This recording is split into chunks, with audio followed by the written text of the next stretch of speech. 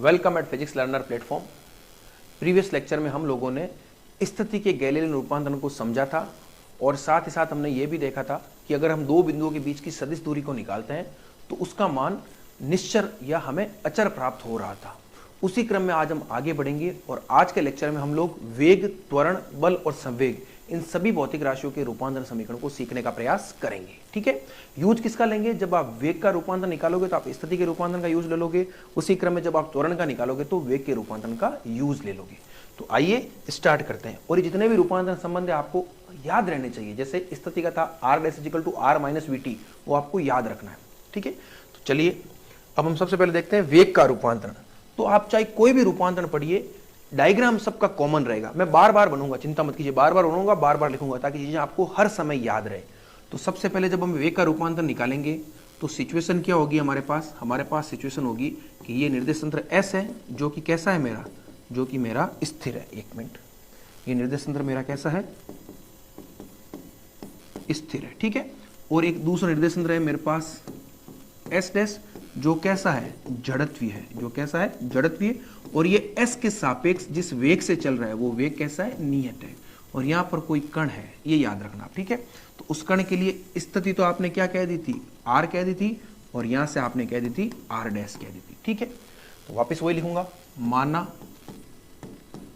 S एक स्थिर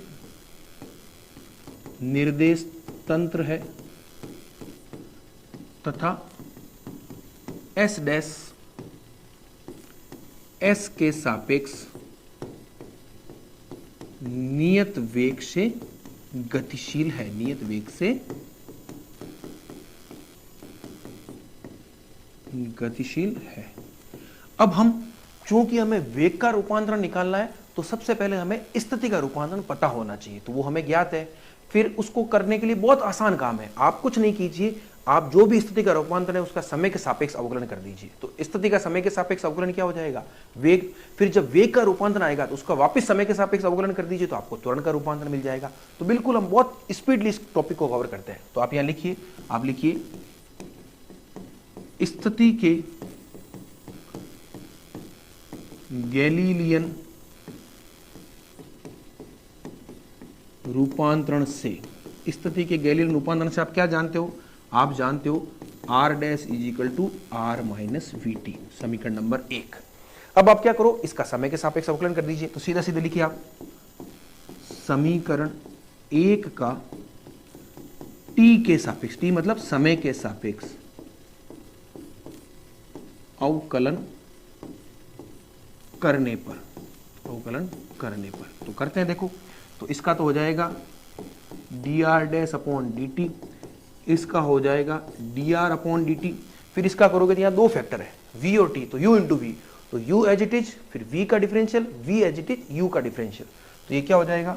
minus, एक बार v एज इट इज रख दिया तो dt बाई dt, तो ये लिखिए dt बाई dt, फिर minus t as it is, dv by dt। ये मैंने सिर्फ समझाया, अभी आप ध्यान रखना। अब आपको पता है ये वेग क्या है? ये वेग ये वाला v है S डैश का, और ये कैसा है? नियत है। तो किसी भी नियत राशि का जब समय के सापेक्ष अवकलन करते तो वो क्या होता है? जीरो। तो ये जो क्वांटिटी आपने लिखी है dv अपॉन dt, ये क्या हो जाएगी? जीरो हो जाएगी।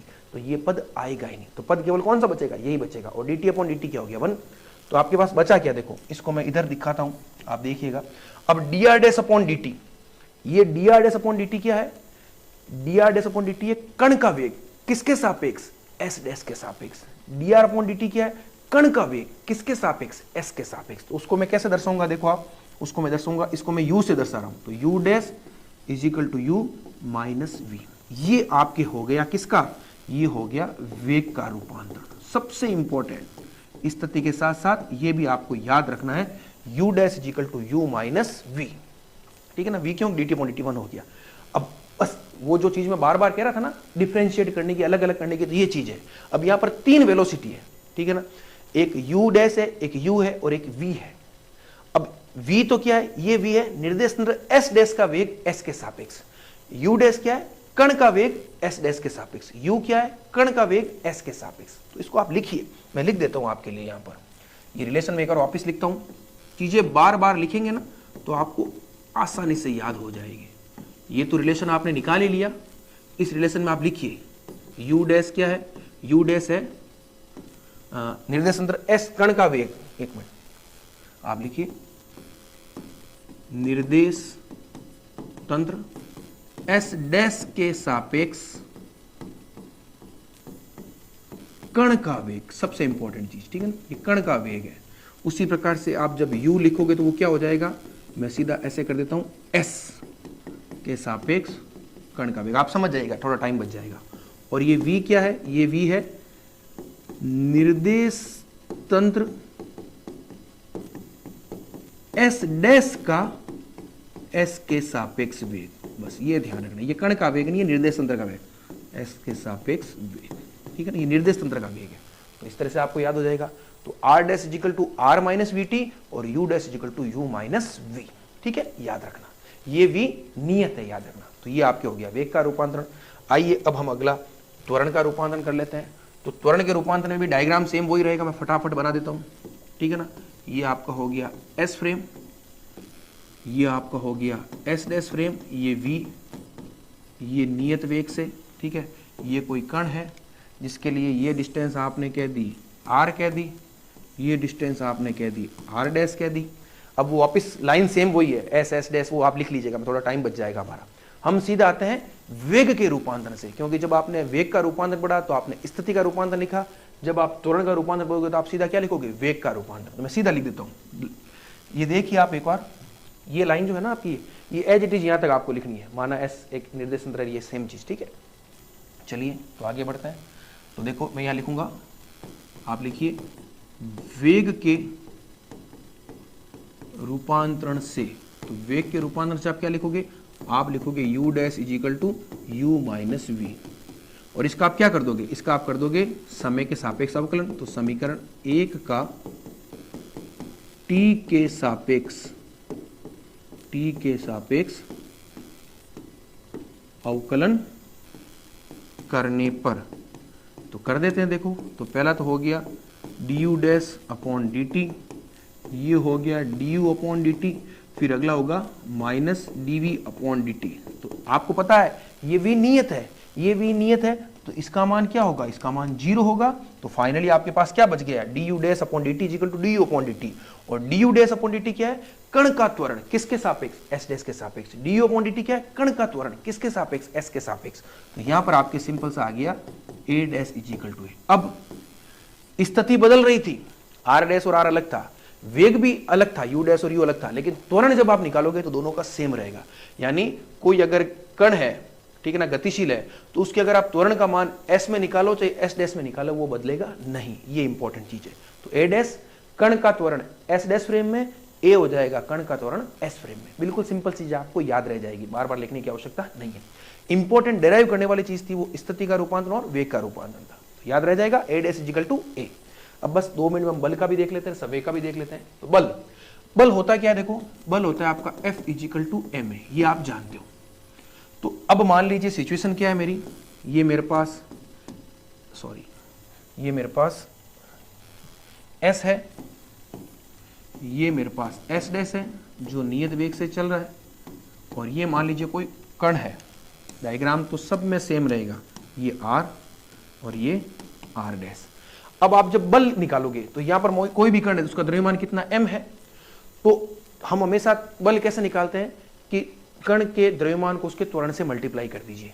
तो अगर मान लीजिए मुझे f निकालना है, वो सिंपली हो जाएगा ma, मुझे f डैश निकालना है तो वो हो जाएगा ma डैश, ये तो आप जानते हो।